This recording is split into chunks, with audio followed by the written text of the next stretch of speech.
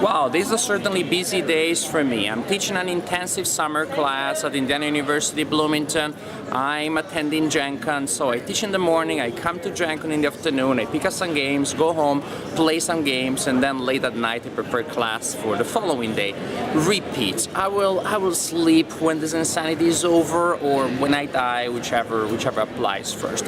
Now it's Saturday morning, at Gen Con. I'm here at Gen Con waiting for the doors of the main hall to open.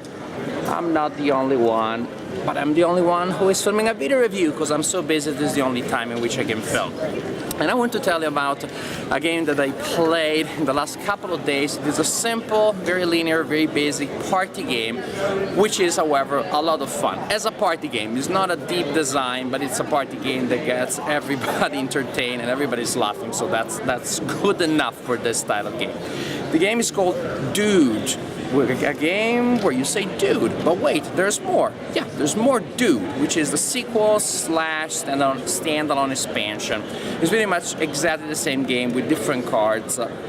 And you say dude in different ways, and you can play either of them independently. You can combine them. It's a party game, 3 to 6 players. Then there is even another expansion which is called One More Dude, so you can have more players. Now, if you have ever played Happy Salmon, you know how to play Dude. Well, you need to know how to play Happy Salmon and how to say Dude. These are the requirements. Okay, you don't know Happy Salmon, I'm going to explain the game. So, there are several decks that are identical. Each player takes a deck, so here we have the deck for yellow player, here for orange player. Each deck is made of cards that say Dude in different ways. Now, the players shuffle their decks, and then each player is holding their deck in their hands so that they are looking at the card in front. There's only one card they're looking at, and no one else is seeing what they have.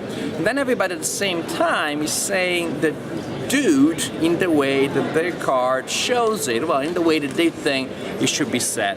Here, maybe I'm saying Dude, Dude, and then I say Dude. Dude.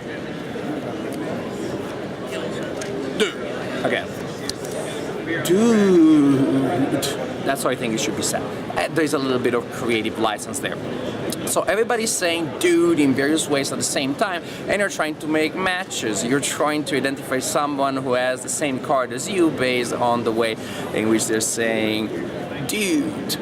When you think you have a match, you look at the person, make eye contact, and you say, sweet. If the person says sweet back, then the two of you have made a commitment to show the card. Then you show the cards to each other. If it is a match, you get to put your cards in your personal scoring pile. If it's not a match, dude, that's too bad. Then you both discard your cards in the central area where there is a discard pile. At any time, of course, you think you don't have a match, you can simply sort of like pass, which is you put the card in the back of your deck and you try with a new card. And maybe you hear somebody that has a dude that you like, and then you're desperately going through the deck looking for the right dude so you can make a match before somebody else does, which often happens. I mean, every time I tried that trick, it didn't work. I guess I'm mentioning it mainly as a cautionary tale. So this is how Dude works. Oh, when somebody runs out of cards, that person says, chill. Everybody has to stop playing, and at that point you count points. The winner is not necessarily the player that gets rid of all of their cards first. The winner is the player that has scored more cards. So when the game is over, you see how many cards you have in your scoring pile, and if you have more than anybody else, you win the game. If there's a tie, no tiebreaker. I like that because it's a friendly game, so it's okay to share victory.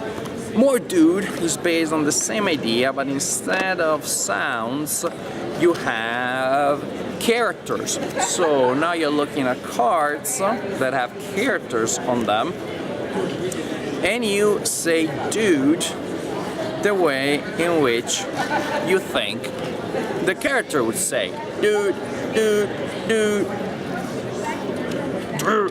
dude. That's how I say it. That's how Dude. So just different characters that will challenge you to connect with your inner surface, or with your inner cowboy, or with your inner whatevs.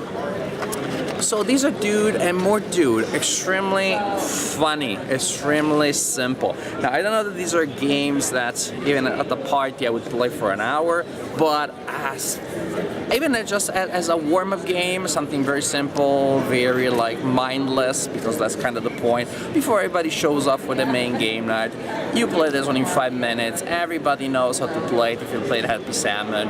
If they haven't, everybody knows how to play it 30 seconds after you start teaching it. So it's just that simple, it's just that linear. Anybody can pick it up, and it's just hilarious. Is there strategy? Is there depth?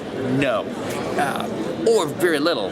The time that I try to use some strategy, going through my deck to connect to what I think may be a match, usually fails. So is a strategy? Probably not. Who cares? Because at the end, everybody's laughing and everybody's having a good time. I really like having both sets because, again, to me, after I play maybe 2 times with the same set, I'm kind of okay. I want to move on to the other set, if nothing else, or to another party game, or to a main game. But as a filler, as something there in between, is definitely very enjoyable. Now, one caveat, of course, is that in a sense, after a while, people start latch onto certain ways of saying dude. It almost becomes codified within the group that way means that card and that way means that card. Does that kill the game? To me, maybe a little bit, because I like the ambiguity. I like the thrill, the risk of thinking that I have a match and maybe I don't have it. I like that uncertainty. It doesn't have to be. In Happy Salmon, for example, you don't have that uncertainty and the game is still fun. So even when the matches are, let's say, codified, people are still having a good time. In fact, everybody else but me seems to be happy with that. When they codify, when we're 100% certain, people seem to enjoy the game more. I'm the only weirdo that enjoys it a little bit less, but I am still happy. So, dude and more dude.